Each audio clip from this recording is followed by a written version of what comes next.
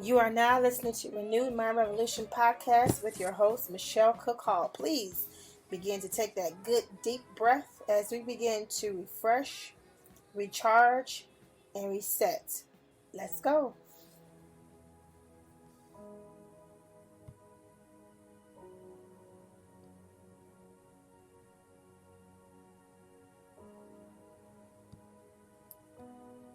Welcome to Renewed Mind Revolution podcast with your host, Michelle Cook Hall. As always, it is my honor and my pleasure to be able to share some tips and some tools with you that I know will assist you in becoming a better you. This podcast is designed to help you, to remind you that regardless of where you are in your life, you can start all over again. To remind you that regardless of how many mistakes you have made, regardless of the choices that you have made that you might not be so proud of, that you can always start all over again. Listen, please remember to go on to Amazon.com, BarnesandNoble.com, and check out the books Breaking Family Ties, Faith versus Fear today. Today, ladies and gentlemen, I want to first welcome you. And today I want to let you know that we are going to come specifically from the book Breaking Family Ties. So if you like what you heard today, please go ahead to one of those sites and pick up the book. Pick up the book, Breaking Family Ties. This book is an oldie, but it is a goodie. And I always refer to it for myself and for others that I need to share some information with, such as you today. Today, I'm going to be very transparent. You guys know that I believe in transparency because I believe that we can help one another as we share our testimonies and we share our stories. So it's very important that we share so that someone can hear, hey, I'm not by myself. Hey, I'm not the only person who has felt that before. Hey, I'm not the only person who is suffering or going through.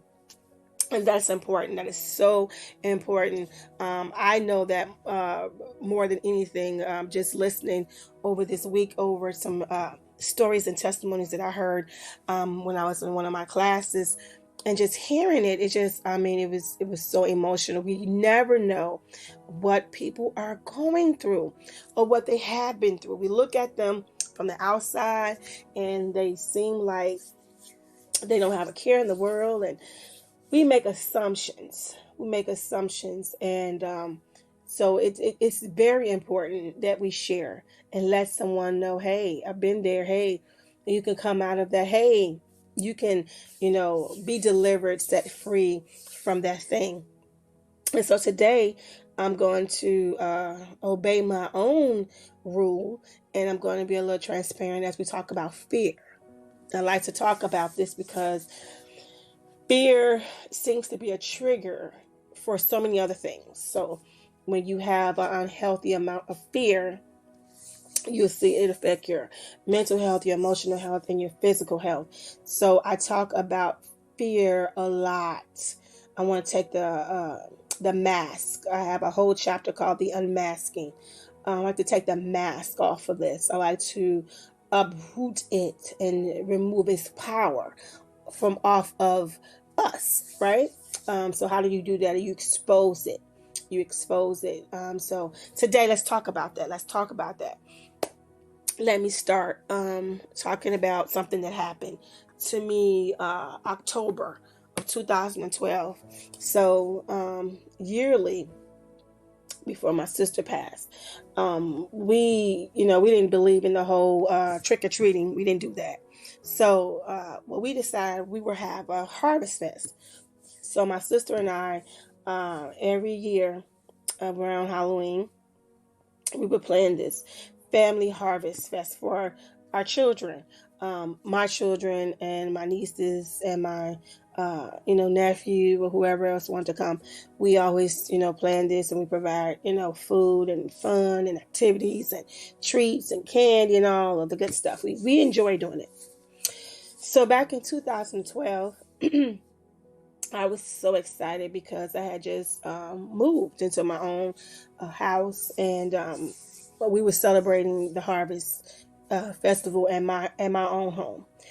So I had sent my husband to the store, which many of us wives will do, pick up some of those last minute items, and my responsibility was to go pick up the kids after I came home from work. And so, I was extremely excited about this day. My kids were excited. We loved our Harvest Fest. We love it. It's so much fun for us. And what made this even more special, as I stated, we was doing this in my new home. So I was so excited. So I had not heard from my husband in a long time that day. Like I had realized that he should have completed his responsibilities at the store. He should have been home by this time. So began to call his cell phone, and he didn't answer. So I became extremely nervous when he failed to answer after several attempts. Finally, a police officer answered the phone and told me that my husband was having a seizure in the store and the paramedics was on the scene. Now, immediately, I went straight to denial mode. I said, "Oh, no, no, not my husband." Because, see, my husband had never had a seizure before. I had been with my husband at this point, probably 16 years or so. We've been married. Never, ever, ever had he had a seizure, nor has he ever had this in his history. So he never had one as a child or anything. So I'm thinking to myself, somebody made a mistake. Somebody had got a hold of my husband's phone. I didn't know what was going on. So the officer verified that it was my husband. I was completely floored. From that moment of my life had completely changed. And it changed for so many reasons. Um, but it changed because this was something that completely threw me off guard. You're excited, you're anticipating a good day, a great day, and you get this news on the other side of this phone that just completely floor you. Okay, so I met my husband at the hospital, and I was grateful that he was okay, but I couldn't shake this thought of how and why this happened. Sometimes us needing to hear this why can keep us in a place way too long, trying to figure out why. My husband had never been diagnosed or ever had a seizure during our 15 to 16 years of marriage up to this point. So I dissected every moment that I possibly could leading up to this seizure and after. It became my burden, and I carried this burden. Eventually, my husband, he healed and he returned to himself. He is as if it never happened. It didn't slow him down not 1 minute. But for me, I was a different woman. Okay, this is how we take things. This is everybody deals with things differently, and so you have to be mindful of that. How empathetic we can be, some more than others, right? So during this time, I began to feel extremely vulnerable. Um, I began to think, what if something was to happen to my husband? What would I do? What if he has a seizure while driving? What if he has a seizure with me and my kids? How would I respond? What should I do? What should be my steps? Will he ever be the same person? Will I be the same person? So I wondered if, having a seizure would change his personality or change him, or, is it just the beginning of something, worse to come? I mean, these were just the thoughts. This is me being transparent. This is me being honest today. These were the thoughts that literally held me captive. The store that my husband had a seizure in became a very vile place for me. To me, it represented a dark moment for my husband. And because my husband and I are one, it became an extremely dark place for me. I would literally get sick, physically sick, just going into the store. It just seemed really large to me. It seemed almost more like a maze to me getting through the store. I was extremely uncomfortable going to this specific store after this happened. Now, what is really ironic about this? My husband had no problem going back and, going back to the store. He had no restrictions. And I had to step back and evaluate the situation. I was behaving as if I was the one who had the seizure. I had opened the door of fear and doubt and forfeited my rights. I didn't apply what I knew or what I believe about the situation, and found myself in a whirlwind of frustration.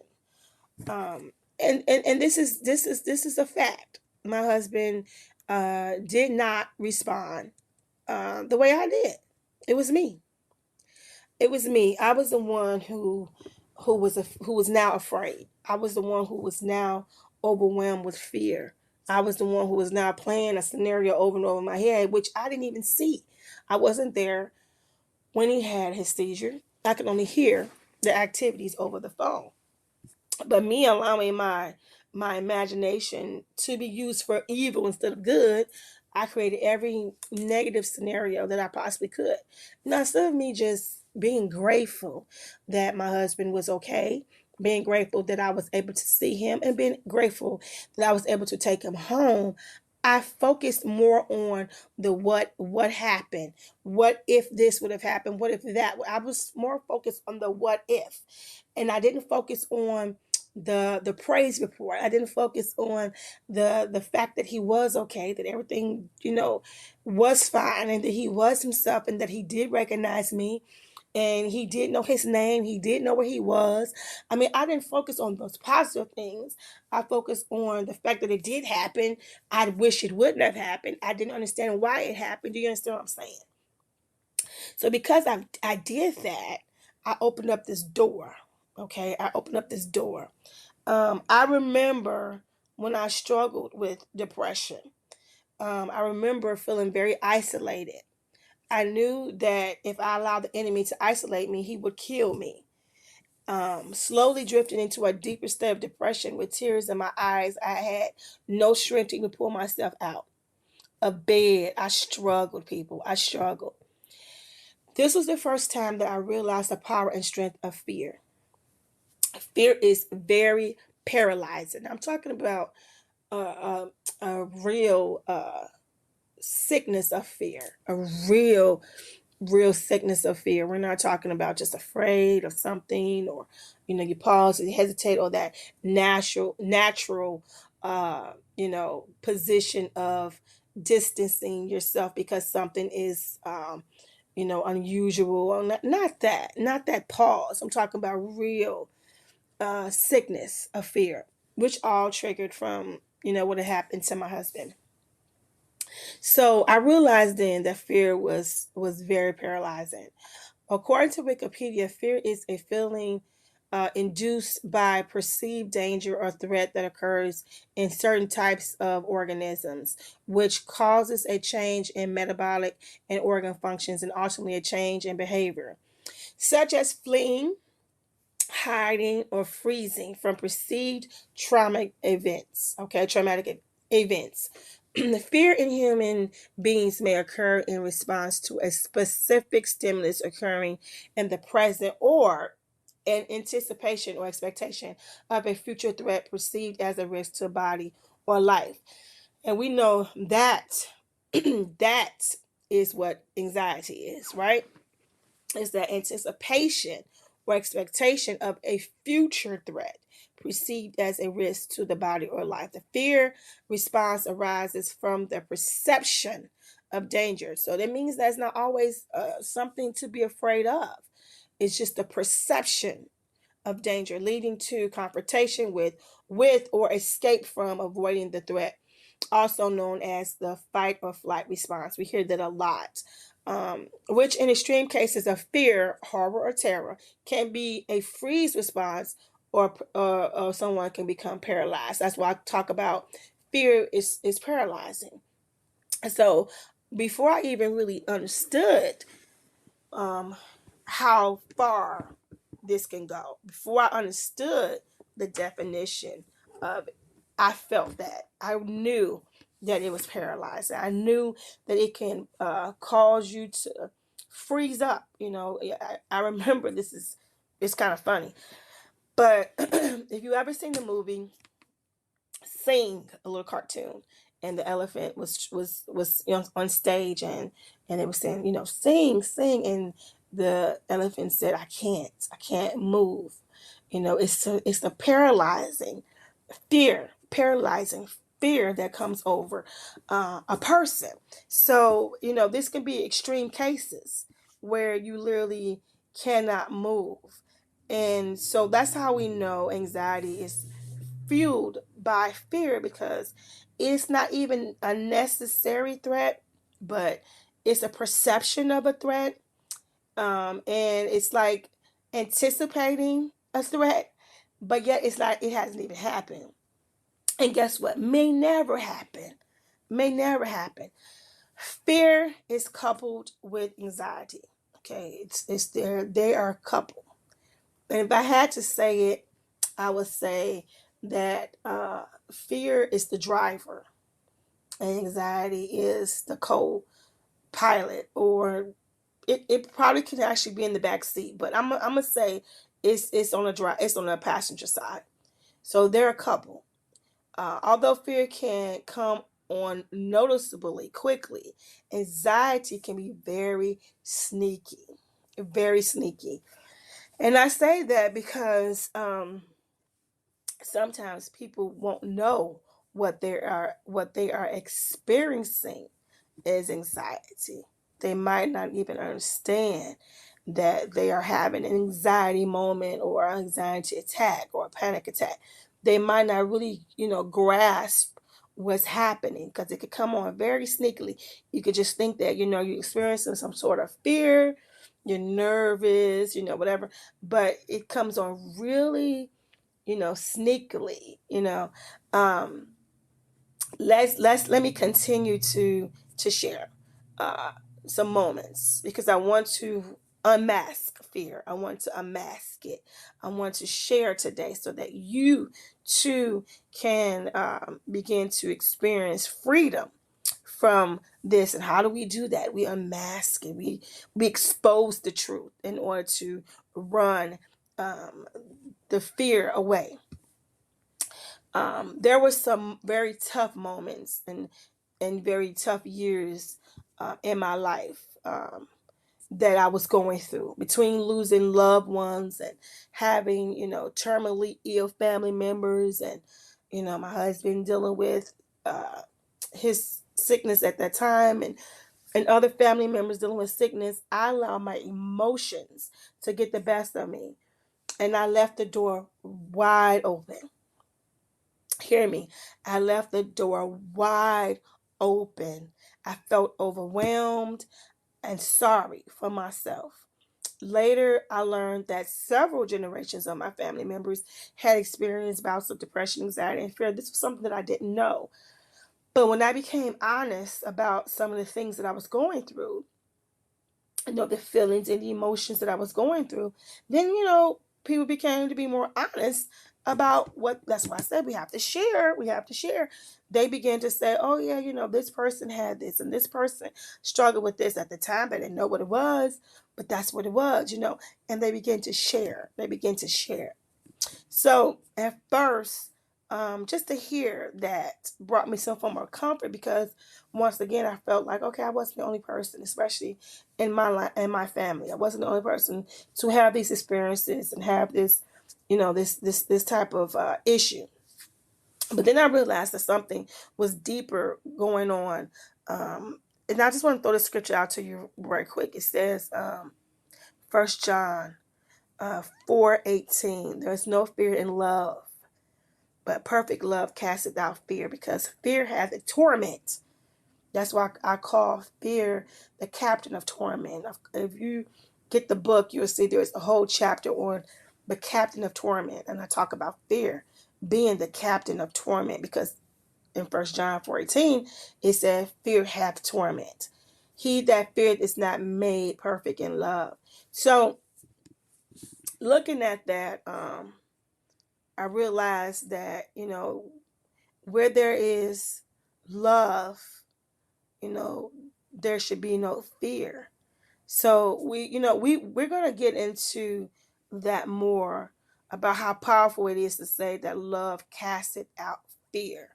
We're gonna get into that a little bit more as I continue to share, because I think it's very important to understand what that can mean and what that does mean regarding you, regarding me, us thinking about love and understanding how powerful love is. And it doesn't mean that if you have fear you have no love. It's not saying that at all. I think it's saying that if we understood how much we are loved by our creator, then we will understand that the things that we're worrying about and that we're fearing about, it makes no sense, because that love covers our sicknesses, our fears, it covers our limitations, it covers our pain, it covers our grief, it covers a multitude of sins, right? It covers so many things that goes on, that the mistakes that we made, the choices that we, love covers so much. So if you have this perfect love, the only one that can give us this perfect love is God, right? And so when we have this perfect love, understanding who we are to him, understand that we are loved, right, by him, then it casts out this fear of the unknown, fear that will put us into a flight mode, right? So, I'm gonna try to get back onto that, because I just really want to get that understanding of this perfect love that casteth out fear. Fear prepares us to react to danger, right? It's like a preparation. I used to call it a protection mode. Like, it's like your brain goes into this protection mode of something's coming. I know something is coming, so let me protect myself, so I can brace for it. And I remember saying that so many things kept happening around me, coming to my door, happening to me in my life, that I was in a protective mode. Like, I was always on guard, to the point whereas, and I shared this in a message before, I shared this with my family, that when certain people would call me, my first response would be, what's wrong? What's wrong? That's how I would answer the phone. I wouldn't be, hi, how are you doing? What's going on? Good to hear from you. No, my first, response would be, what's wrong? Because I was in that protective mode. I was living in this fear of something else is going to happen. Something else is coming. Once we sense a potential danger, our body releases hormones that slow or shut down functions not needed for survival, such as our digestive system, and sharpen functions that might help us survive, such as eyesight. So, hear me when I tell you that, you hear people who have a lot of digestive problems, stress. They talk about ulcers, right? Stress and stuff. It affects your digestive system. So, there are things that we need um, to be healthy. Our functions of our digestive system, these things begin to shut down. You start having issues with your stomach, a lot of digestive problems, and then people will see something that actually becomes a problem, such as your eyesight. It sharpens your eyes and sharpen functions that might help us to survive, such as our eyesight. Okay, so let's continue. Our heart rate increases. Okay, our heart rate increases. If you've never felt that, trust me, it's a very frightening experience. And the flows to muscles so we can run faster. Anxiety. Hear me again. Our heart rate increases and blood flows to muscles so we can run faster. This is that fight or flight. Okay. Our body also increases the flow of hormones to an area of the brain known as amygdala, to help us focus on the presenting danger and store it in our memory. We got to be careful what we're allowing to be stored. this constant being on alert is going to affect us. It's going to affect you. It's going to affect me. So there is something that is going on mentally that will begin to affect us physically. Okay, there's something going on with us mentally that is going to affect us physically. So that amygdala is involved in processing of our emotions, such as fear, anger, and pleasure. That's amazing to me. So it's it's just not the bad things, but it's involved in processing the good and the bad. So fear, anger, and pleasure. The amygdala is also responsible for determining what memories are stored and where the memories are stored in the brain. So do you have something at the up front or something in the back? And most of the times, it seems that when you're suffering from anxiety or fear, the things that come to you quickly that are stored are all the bad things, all the bad experiences that you had. That supersedes all the good moments. So I've talked about this before, but you could have gone to a place 1,000 times and had great experiences. But if you have a bad experience there, then it seems that all those good experiences get pushed in the back, and the fact that this bad experience now supersedes is in the front of all the bad things, right? So we got to be mindful of that. Anxiety and panic attacks occur when environmental or emotional stressors convinces your amygdala that you are in danger. Let me repeat that. Anxiety and panic attacks occur when environmental or emotional stressors. Please know what your stressors are. Please know what your triggers are. Sometimes you don't know, but you need to be aware of that. We need to be aware of that.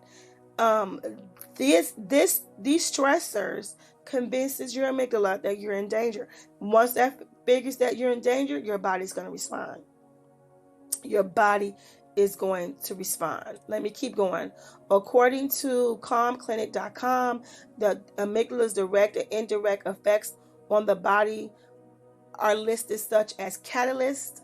First, there is usually an emotional or environmental trigger, obsessive negative thoughts, or something you see, smell, hear, taste, or feel.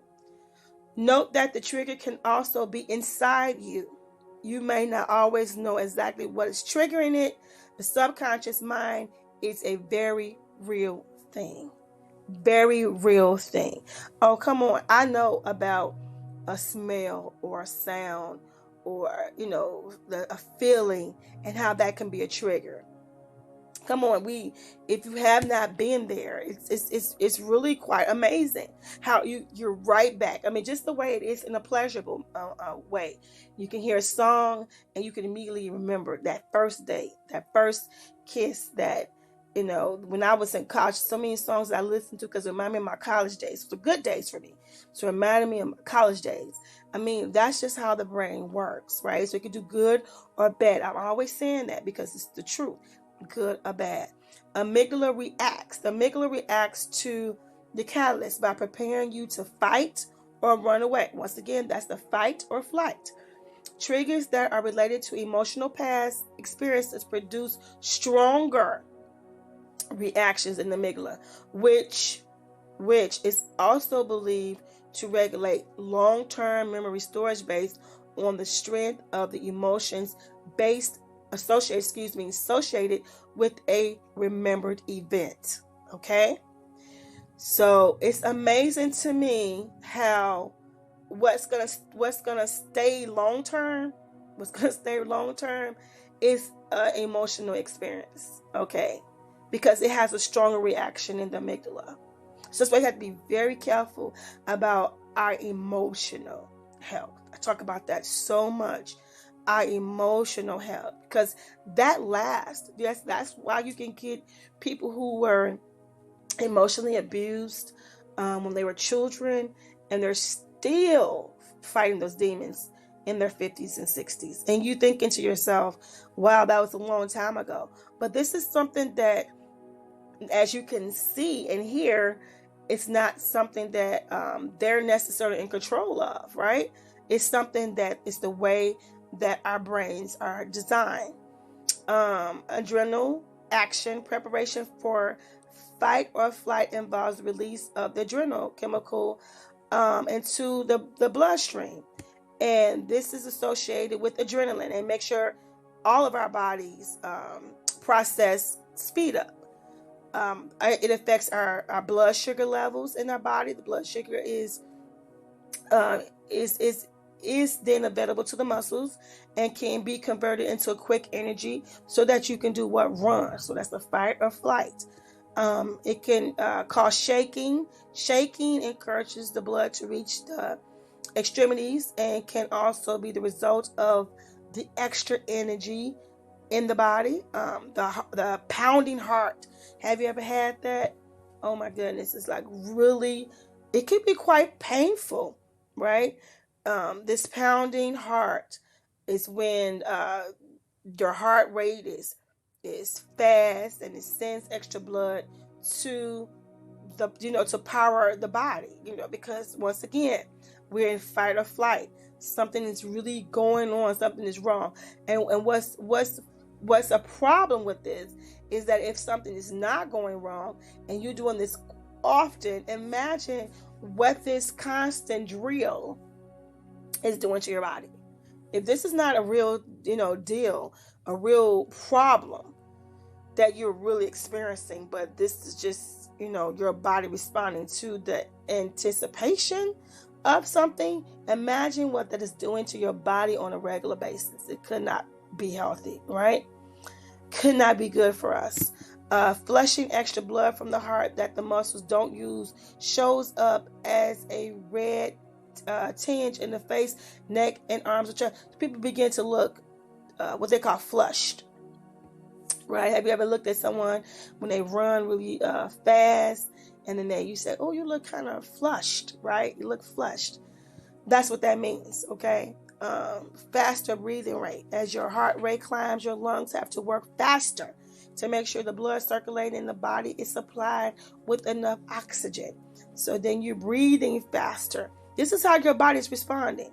And then this aching chest, your lungs and your heart is working harder than normal, which can cause your chest to actually physically ache. Okay. CalmClinic.com advises that the amygdala is not a thinking part of your brain so much as it is a reacting part of your brain. Hear me again. It's not a thinking part of your brain, but it is the reacting part of your brain. Its role is not to figure out why you're afraid, but to alert you if bad memories support a fight or flight reaction.